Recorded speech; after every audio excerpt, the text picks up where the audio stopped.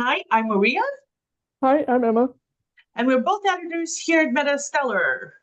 Today is MetaStellar. Friday. Oh, I cut you off. Oh well. Today is Friday, September 5th, and today's list includes two fantasy box sets and two USA Today best-selling authors. Correction, three USA Today bestselling authors. Oh After I wrote wow. the script, I went back and counted them, and three of these authors are USA Today bestsellers. Oh, grab the books quick because they don't stay free for long. Publishers make them free as a way to promote the first book in a series, and then they stop being free. So act fast. Oh, and the way this works is we read the first two chapters of each book. That's at the top of Amazon free sci-fi and fantasy bestseller list. The link to that list is also in the description box below, and we tell you what we actually think of the book. And Emma, you read book number 5. I did. So we're going to count down from 5 to 1. All right, and let me show you the book. And let me make it a little bit bigger for you guys so you guys can see it. Here you go. This book is titled The Dragon Squire. It's by Jada Fisher and K.L. Reinhardt. And it's the first of 9 books in the Dragon Squire, an epic fantasy series by one of them is a USA Today bestselling author. The other books are $4 each, and they're all in Kindle Unlimited. Kindle Unlimited is where you pay $12 a month and you read all the books you want, kind of like a Netflix for books. And Emma, you read this for us. What did you think of this book? So, as you likely know, Maria, every time we have an epic fantasy that comes on Free Friday, I always like to scoop it up because that is some of my favorites. And this book in particular, it definitely promised epic fantasy, but it's also like in a similar vein to Christopher Paolini's The Inheritance Cycle, which I remember from a million years when I was a kid. So, the book begins with this action-packed prologue, and it's this young girl. She's running from a group of guards. She's stumbling through the alley. She doesn't really know where to go. She laments that she can't transform so that she can escape. So it seems like she can transform into an animal of some kind. And at one point, she climbs onto a ladder because her idea is if she can get to the roof, she can jump off, transform into whatever she can transform into, and escape. But one of the guards catches her and he latches these like magical cuffs onto her feet, like chains, and it prevents her from escaping because it's magic. The guards take her away, and it's revealed that she is actually a dragon, but she transformed into a human. The story then cuts to Kalon. He's this young squire, and he's working for one of the best knights in the kingdom currently. And so here where things get kind of a little weird for me when I was reading this book, because this is where we get a lot of backstory, but it's all in the form of info dumping. So we get everything about his character. For one, learn about how his father is one of the greatest knights of the land. There are all these tales about his deeds. He also has an older sister who's following in his father's footsteps, and she is also an amazing knight. And however, since Kalon is the only son, there's a lot of pressure on him to be as great as his father was, and so far he has not lived up to these expectations. He's only been able to get this position as a squire. He hasn't like won any tournaments, he hasn't slayed any beasts. He's kind of a failure in that regard. But that night, Kalon and the knight are lying in wait in their camp because their plan is to capture one of the most infamous bandits who has been terrorizing the area. And lucky for them, the bandit does in fact show up with a group of his henchmen. Another thing we learn about Kalon is that he is the clumsiest person alive. And the reason we know this is because the book straight up just tells you that. He manages to kill at least one of the bandits, but at one point he nearly gets an axe to the head. So they're fighting and doing all this stuff, but thankfully he has a shield. And the knight finishes off the rest. He knocks the head bandit out, and they somehow Kalen made it out of these things alive. He has survived thus far, and he and the knight return to collect the reward. And Kalen is left wondering, how the heck am I going to become a knight when I can barely handle my own against one tiny bandit? But like I said, this story very much reminds me of the Inheritance Cycle, and that's mostly because of the writing style. There was a lot of info dumping in this book, and that kind of took me out of the story. But I think that's one of the reasons why it reminded me of the Heritage Cycle, where it's more of like the juvenile style of writing and geared toward that type of age group. And it's like I really want to see more of the world and like how Kaylin is clumsy for one, like that type of thing. I want to be able to see it when I read it. So I don't want to be told that, but I don't think I'll continue with this book, but if you want to read something that does remind you of the inheritance cycle, like I said, I suggest you check the series out. All right, now we have something completely different, as we often do on these Free Fridays. Let me make that a little bit bigger for you guys. So this is Nightstalkers, The Extinction Event by Jasper T. Scott, the first of 2 books in the Nightstalkers post-apocalyptic adventure series. It's an alien invasion series. The other book is $6, and it is in Kindle Unlimited. And so I read the beginning of this one, even though I'm definitely not the target audience because I don't like apocalyptic books, because we're kind of living through apocalyptic times right now, and I want my escapist reading to be more escapist than that. I also don't like books that are too scary, and this one looks like it might be scary. So the book opens in 2024 in Texas. Adam is a high school English teacher. He's sitting on his deck, he's grilling steaks, and he's worrying about everything. He's worrying about the debt he and his wife are in, about the wars happening overseas, about school shootings, about inflation, especially about school shootings because he has a daughter in elementary school. And we get some background about him and his family and their relationships. It's a kind of a slow, peaceful, bucolic kind of scene. And he's playing with his daughter and his dog. An alert comes in over his phone. It says that an asteroid impact is imminent along the Gulf Coast, and everyone is supposed to seek shelter on high ground. And before anyone can even react, the meteor flashes overhead, tornado sirens start going off, and then over the horizon, there's a big bright flash. He drags his family back inside the house, behind the kitchen island, between it and the refrigerator, far from any windows. Then the shockwave hits, breaking all the windows, but the core family is okay. Afterwards, it looks like a tornado hit the town. Adam himself has a minor wound from a sharp shard of glass, so does their dog. He bandages everything up. He goes to the garage for his emergency supplies. He's got a safe full of guns out there, and he pulls them out, and he takes his shotgun and he loads it up. He also notices that the sirens have stopped and there's no cell phone signal. And he worries that there was EMP blast that went along with the asteroid. And I really, really hate EMP books. It's my pet peeve. I hate this trope where a guy's cell phone dies and he immediately pulls out a shotgun because he's a survivalist, and he starts defending his family from like every random passersby. I really, really hate those books. And for a second, I was worried this was going to be one of these books. And then his wife says, basically, no, you're an idiot. That's not how EMP things work. Asteroids don't cause them. And I was so relieved. I was like, oh, thank God. Then there are more explosions. And it sounds like bombs are falling, and they're falling around them. And one of his neighbors comes over, and there's more stuff happening. Everyone's panicking. Nobody knows where to go or what to do. And then he spots a creature outside, bigger than a rabbit, closer to a bear in size, maybe mountain lion. And so he goes to chase it off because he doesn't want the creature to come into the house like at night because all the windows are broken. And there's nothing stopping it.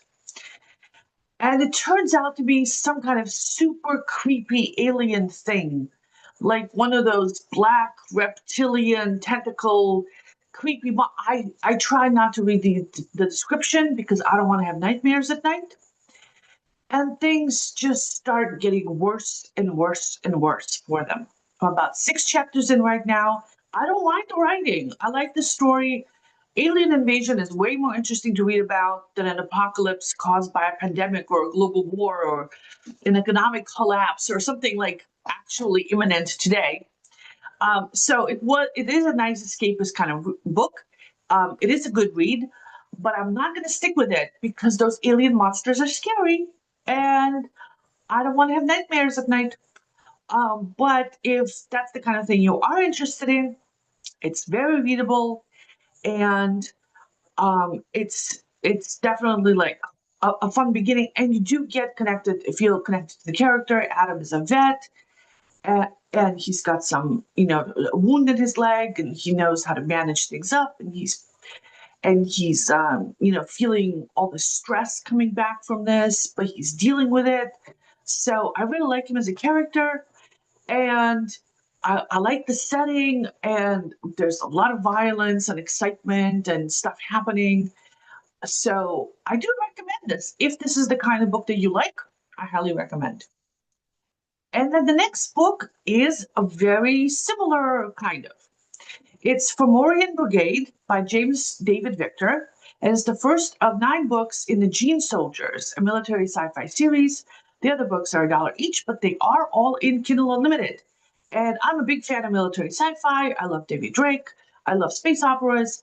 So I used to be a war correspondent, and I went out with military people on various war zones. So I kind of like sympathize with writers who are vets who write these books. Um, and so in this book, like in the previous one, the main character is a military vet. His name is Carl, and he's suffering some effects from his time in the service.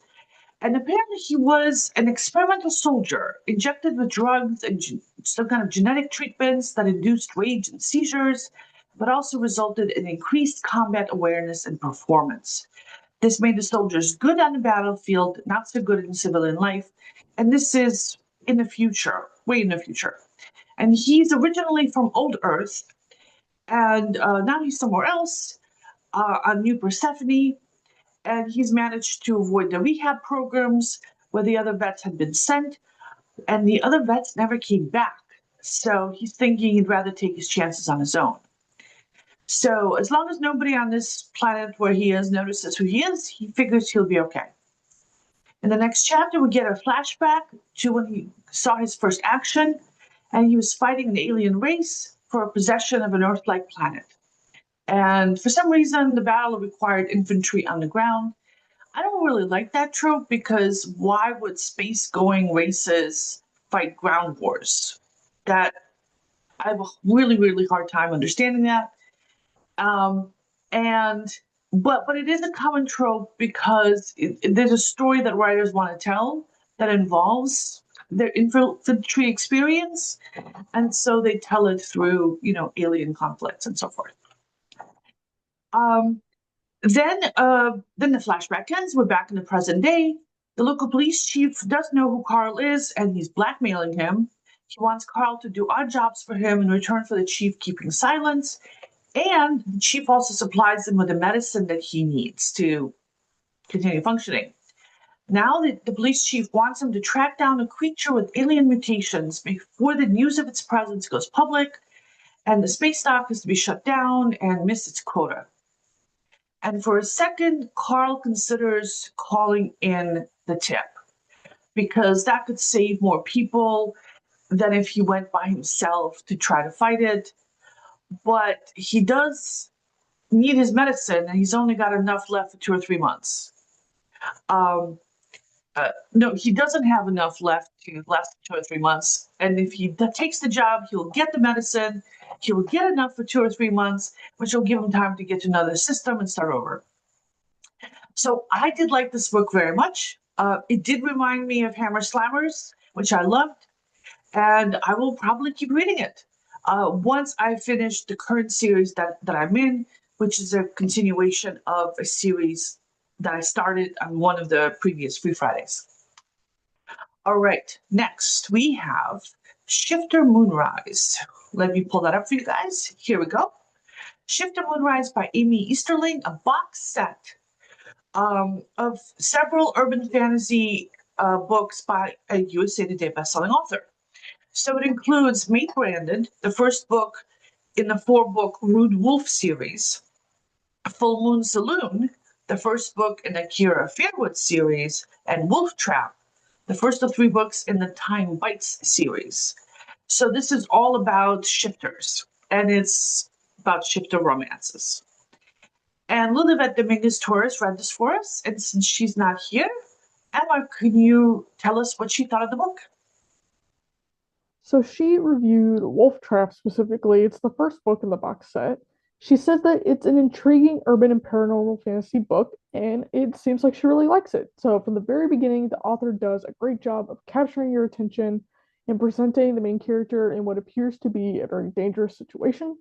So, True wakes up in bed, and there's this scary but alluring man sleeping right next to her. She has no idea how she got there like the night before, why she's chained to the bed, but a voice in her head tells her to run away from the man. Of course, that's just gut instinct. But it turns out she barely has any memories at all. This man is terrifying, and she's just about to jump out of the window. Not really sure how, because they did say she's chained to the bed. And she realizes why he's so terrifying. Because he's a werewolf, and he is also an alpha werewolf.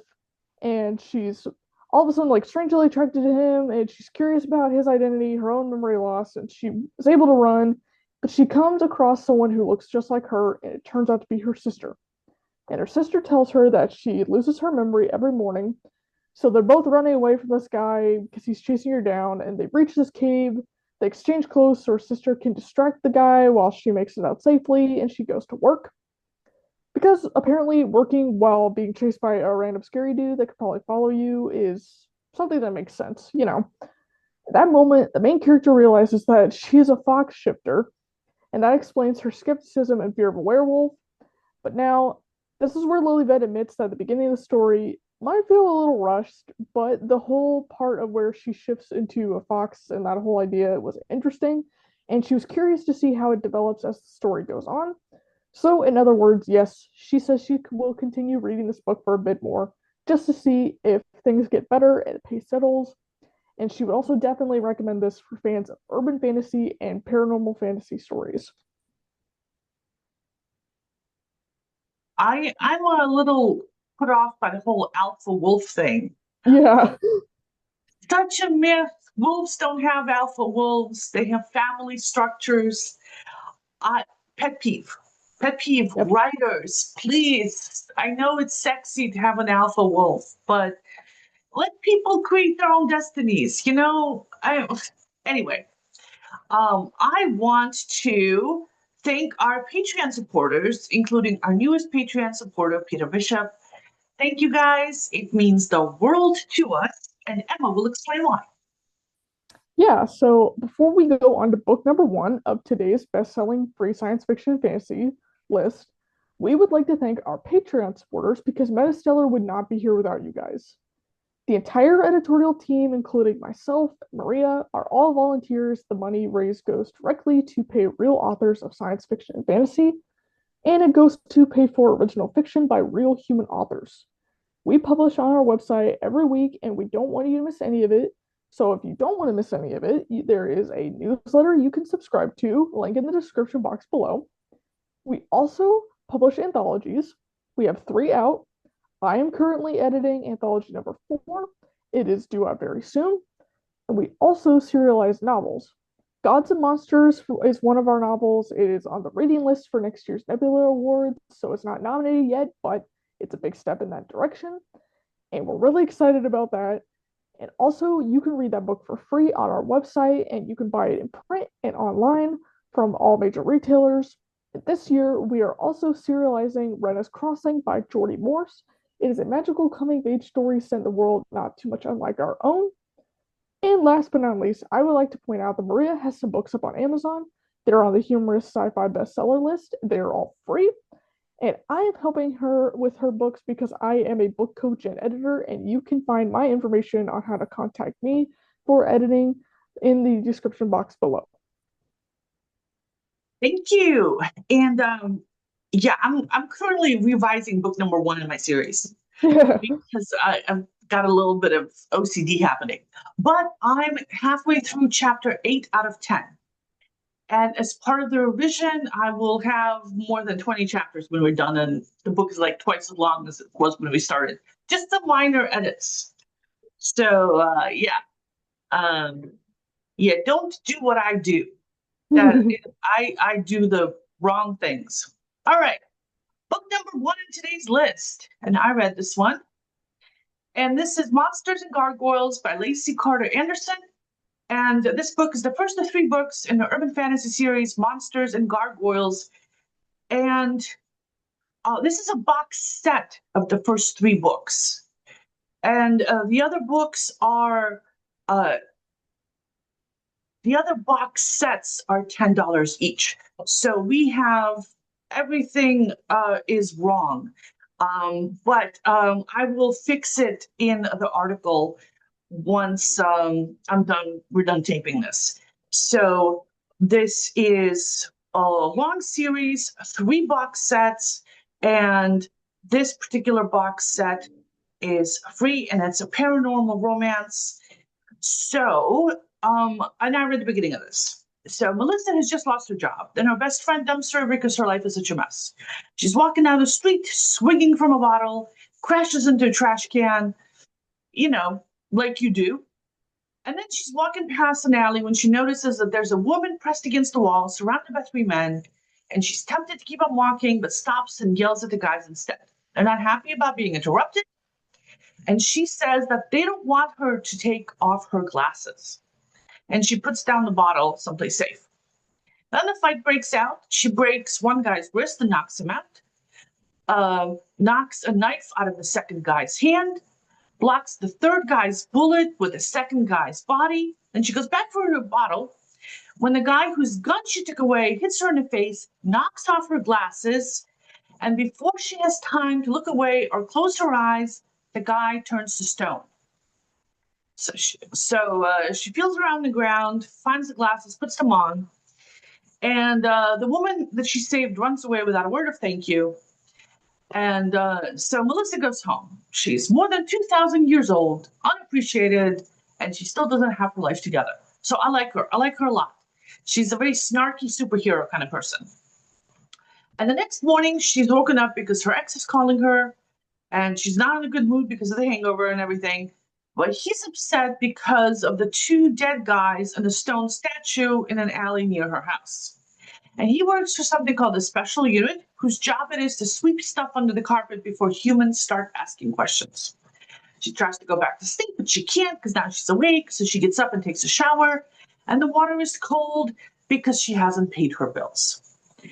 And somebody starts banging on her door, and she's still in her towel, but she puts on her glasses, opens it, and sees a tall, muscular, insanely handsome man. And I'm thinking, oh no, not a handsome man.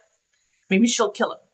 Fingers crossed. Instead, while she's staring at the cute guy, someone else knocks her in the head from behind.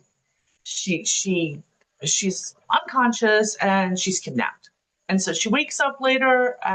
We find out a little bit more about why she was kidnapped, but not much. And then we switch to the point of view of the handsome guy. And once I found out he was not only super handsome, but also a viewpoint character, that definitely means that he and Melissa are going to get together. So I'm probably psychologically damaged, but I really hate it when the romance is right at the heart of the book. I don't mind it when there's a little bit off to the side, like a sexy Bond girl in a Bond movie, but I don't like it when the entire point of the story is the romance. And here it looks like the entire point of the story is to have a romance here. But that aside, I love the writing style. I like the main character. I like the way she's a little snarky. I like the modern day settings and the ancient monsters. Like I said, I love the writing style, but the romance is a hard no for me. There's just too much of it. But if you like all the things that I like, and you also like the romance, this box set is a great deal, and you may have found your new favorite author. And that was book number 1 on today's list. And we are done with today's Free Friday. I want to thank everybody for joining us. Don't forget to like and subscribe if you want to see this in your feed every week. And I hope you guys enjoying the coming fall weather if you're in the Northern Hemisphere. And we'll be traveling to the UK next week. So very exciting. So So she's not going to be here next week. She's going for a PhD in creative writing, right? Yep. Very exciting, in the north of the UK. Yep. Oh, very, very jealous. She'll be there for 3 years, but she'll still be with us because, we're pretty much virtual. Thank you, everybody, for joining us. Thank you, Emma. So great to see you. And we'll see you guys all next week. Bye bye.